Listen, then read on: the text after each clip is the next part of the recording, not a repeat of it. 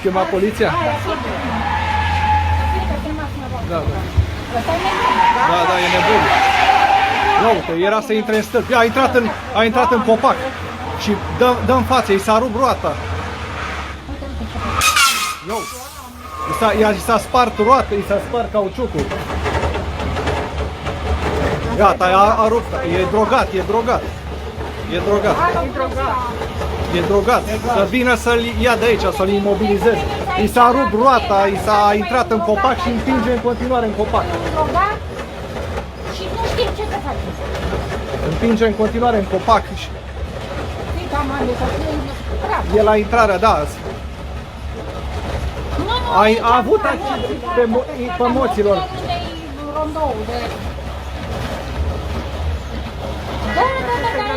Da. E intrat în copac și în continuare accelerează în copac. E drogat sigur.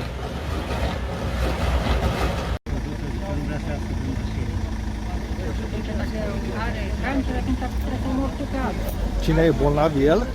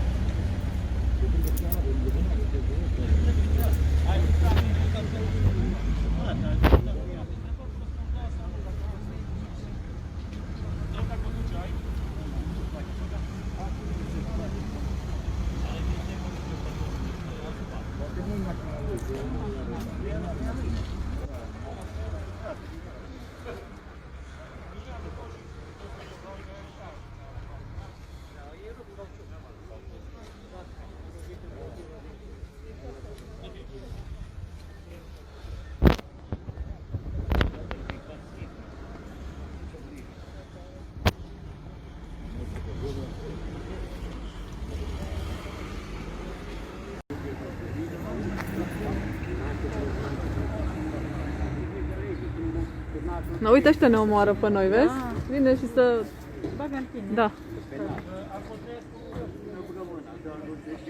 Vezi că avea să ține pe picioare. Mașina lui era Nu, aia lui, aia.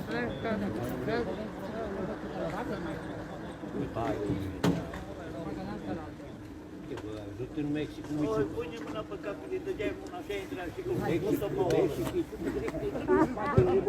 Mâna, plec frumos, dacă mureau oamenii era bine.